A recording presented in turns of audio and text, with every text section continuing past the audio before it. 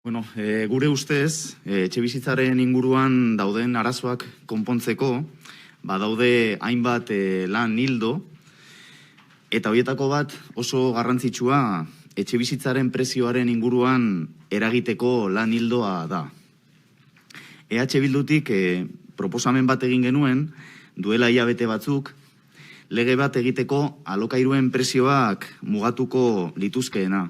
Dakizuenez, Euskal Autonomia Erkidegoan, azken 11 urteotan, 17% igo baitira alokairuak Jaurlaritzaren OFIN inkestaren arabera.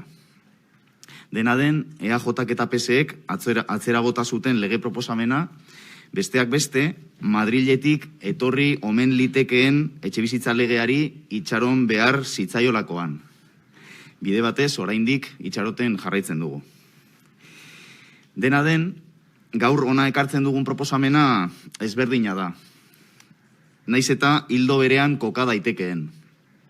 Etxebizitzaren arazoa konpontzeko, besteak beste, prezioak nolabait kontrolatzeko mekanismoak behar direlako. Eta horietako bat, delako, higiezin enpresen kontrola areagotzea.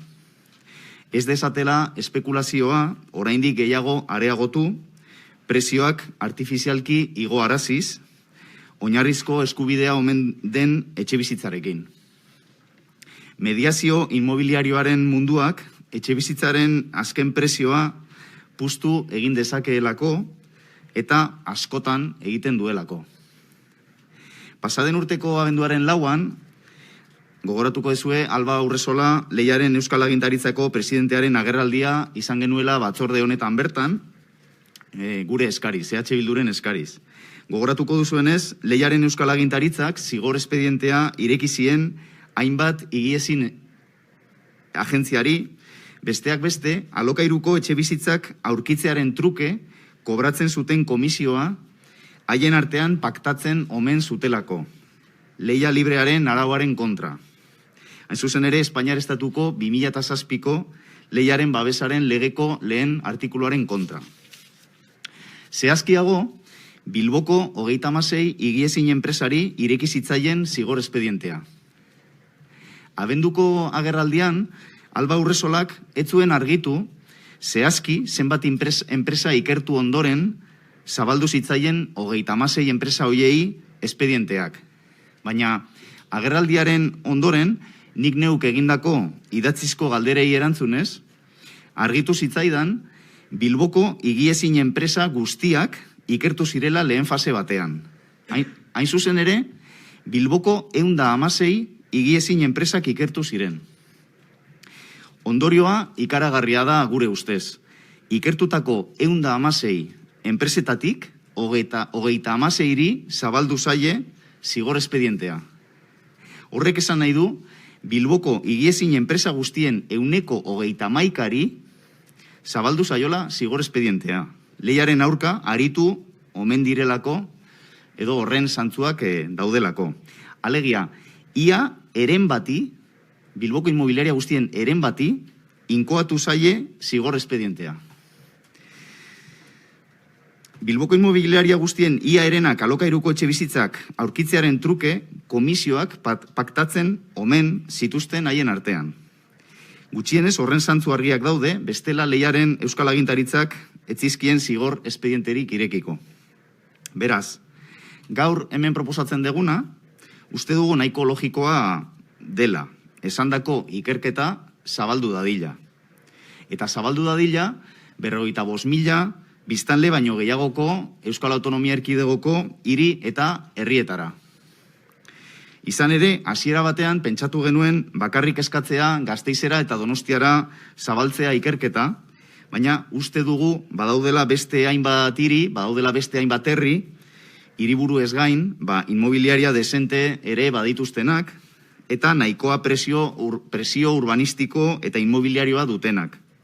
Egiazki 50.000 biztanlera, biztanletan ezarri genuen muga, baina ikusi genuen nahiko handiak ere badiren Portugalete eta Santurtzi kanpoan gelditzen zirela, eta beraz horrexegatik jaitsi genuen muga 55.000 biztanletara. Horrela, 5 hiri edo herri lirateke Gasteiz eta Donostiaz gain. Barakaldo, 89.000 biztanle dauzkana, Getxo, 77.000, Irun, 60.000, eta esandako Portugalete eta Santurtzi, bakoitzak dauzkala 56.000 biztanle. Beraz, hemen proposatzen duguna, da Lehiaren Euskal Agintaritzaren ikerketa ez dadila Bilbora mugatu, eta zabaldadila EAEko beste 7 hiri eta herri nagusietara. Herri gehiago zarzitezkeen ikerketan, noski baietz, baina iruditu zaigu hobezela 7 handien hauekin hastea. Uste dugulako bertako merkatuak zabalagoak direla, eta ondorioz Lehiaren kontrako arazoak bertan jaso daitezkeela tamaina eta proportzio handiagoan. Alba Urresolari berari esan genion abenduko agerraldian. Ikerketa gutxienez Gasteizera zabaldu behar zuela. Ikusita geneukalako, ikertutako Bilboko higiezin enpresa batek gutxienez, lotura enpresarialak zeuskala Gasteizko eraikuntza eta higiezin enpresa batzuekin. Berak ez zion kontu horri erantzun. Nire baliabide mugatuekin, Borme boletine ofizialeko datuak gurutzatuz, momentu batean aurkitu baldin banuen Bilbon zigor espedientea ireki zitzaien 36 higiezin enpresa hoietatik, gutxienez batek lotura enpresarialak zeuskala Gasteizko eraikuntza eta higiezin enpresa batekin, zer ez du aurkituko Lehiaren Euskal Agintaritzak. Horrekin ez dut esan nahi noski, Gasteizko higiezin enpresa horrek ere 2007ko Lehiaren babesaren legea urratu duenik noski.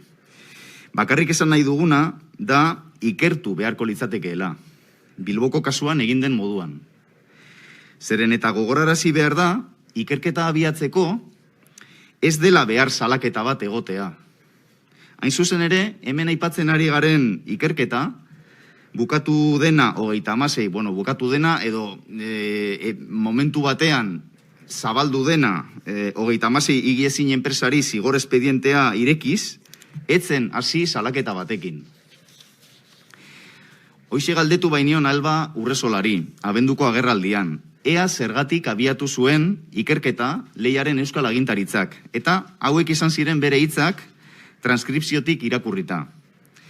El expediente se inicia, pues porque al final yo creo que en ese momento, que es en el año 2019, pues aparecen una serie de noticias o llegan a conocimiento de la Dirección de Investigación una serie de cuestiones, no denuncias, desde luego, pero sí cuestiones que le llevan a pensar que en ese mercado de la intermediación inmobiliaria puede haber, pues quizá, algún tipo de práctica concertada. Oiek esan ziren bere hitzak, una serie de noticias o una serie de cuestiones, esan zuen Urresola andereak. Salaketarik ez, beraz.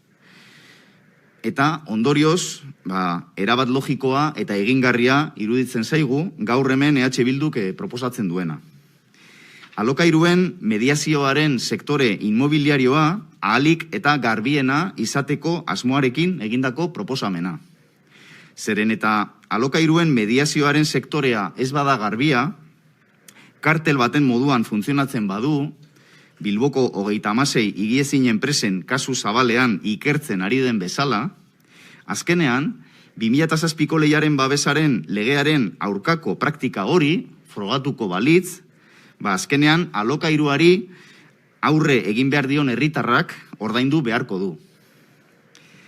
Alegia, Lehiaren kontrako praktika hauek gertatzen direla frogatzen bada, hori izan liteke alokairua hainbeste igoarazi duten faktoreetako bat.